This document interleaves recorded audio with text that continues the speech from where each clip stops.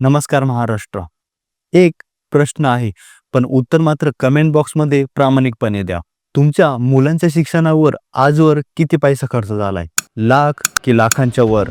महागडी शाळा, भारी शिक्षण, उच्च फी असे म्हणून सोयीच्या नावाखाली शिक्षणाचा बाजार मांडलाय की खरोखर येणारी पुढची पिढी त्यांचे भविष्य घडवतोय? आजचा व्हिडिओ थेट सरकारी शाळांची पडझड ते खाजगी शाळांच्या पैशांची लूट यावर. पण चॅनलवर जर नवीन असाल तर व्हिडिओला लाईक, शेअर आणि चॅनलला सबस्क्राईब करायला विसरू नका.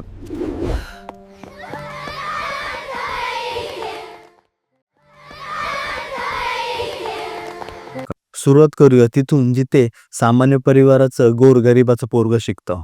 इथे फी कमी किंवा नाही सुद्धा, पण सुविधांचं काय? त्या पूर्ण मिळणार की कमी मिळणार? आजही कित्येक शाळेत पावसाळ्यात छप्पर गळते, पिण्यायोग्य पाणी नाही किंवा पिण्याच्या पाण्याची व्यवस्थाच नाही, सोयच नाही आणि विद्यार्थ्यांना स्वच्छतागृह सुद्धा नाहीत. गप्पा तर डिजिटल इंडियाच्या मारत आहे, पण शाळेत साधा ब्लॅक बोर्ड सुद्धा नाही. या पलीकडे काही शिक्षक मात्र फक्त दिवस भरण्यासाठी, प्रेझेंटे लावण्यासाठी शाळेत येतात, पण ज्या शिक्षकांना खरोखर शिकवायचंय ते मात्र शिकवणे सोडून इतर सरकारी कामांमध्ये व्यस्त. सरकारी शाळेतील शिक्षकांना शिकवण्याव्यतिरिक्त अशैक्षणिक कामांचा बोजा असतो. कधी जनगणना, कधी निवडणुका, तर कधी इतर शासकीय डेटा कलेक्ट करणे. या सर्वातच शिक्षकांना जास्त झुकलं जातं.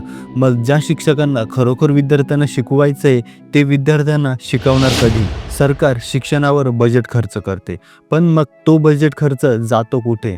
विद्यार्थी मोफत शिक्षणाच्या नावाखाली फक्त नावनोंदणी करतोय की खरोखर दर्जेदार शिक्षण घेतोय? आणि यामुळेच सरकारी शाळांच्या बाबतीत पालकांचा विश्वास मात्र तुटलाय. आज एक शिपाई सुद्धा आपल्या मुलाला सरकारी शाळेत शिकवायला घाबरतोय.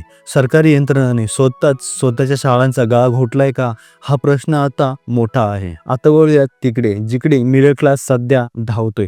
महागडी फी आणि स्टेटस पाहून प्रायव्हेट शाळांच्या बाबतीत सुरुवातीलाच सर्वात मोठा प्रश्न उभा राहतो.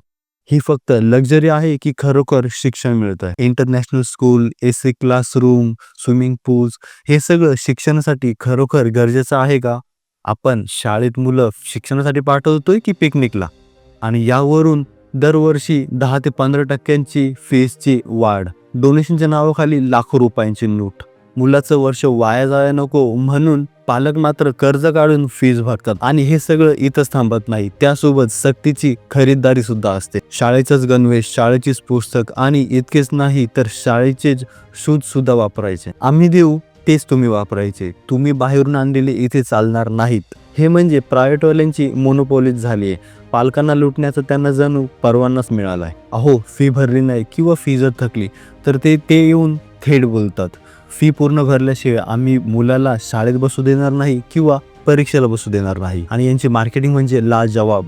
जर कधी शाळेचा रिझल्ट 99% लागला तर तुम्ही यांचे फ्लेक्स बघा, पण त्या फ्लेक्सकडे बघून एक प्रश्न उभा राहतो, तो जो रिझल्ट लागलाय तो खरोखर मुलांच्या हुशारीचा असतो की शिक्षकांनी करून घेतलेला पाठांतराचा? प्रायव्हेट शाळेमध्ये व्हॅल्यूच्या नावाखाली फक्त आणि फक्त पॅकेजिंग दिलं जातं. इतकं सगळं सहन करून पालक मुलाला प्रायव्हेट शाळेमध्ये शिकवतात, महागडी फी भरतात, पण हे सगळं झाल्यानंतर मात्र खरं प्रवास चालू होतो. MA, MCOM, इंजिनिअरिंग होऊन सुद्धा मुलांना नोकरी मिळणं मात्र कठीण. आणि इतकं सगळं करून मिळालीच नोकरी तर ती सुद्धा 5 ते 10 हजाराची. वडिलांनी कर्ज काढून शिकवलंय आणि आता आपल्याला नोकरी नाही, या दडपणात आजचा युवक हा जगतोय. सगळ्यात मोठा झोल तर हा आहे, और education system is like theory without skill और प्रॅक्टिकल नॉलेज. विद्यार्थ्याला पुस्तकातून सायन्स किंवा इलेक्ट्रिक शिकवलं जातं, पण साधा घरचा फ्यूज बदलायचा ठरला तर ते सुद्धा त्या विद्यार्थ्याला प्रॅक्टिकली करता येत नाही. कंपन्यांना काम करणारे माणसं हवी, पण आपल्याकडे मात्र फक्त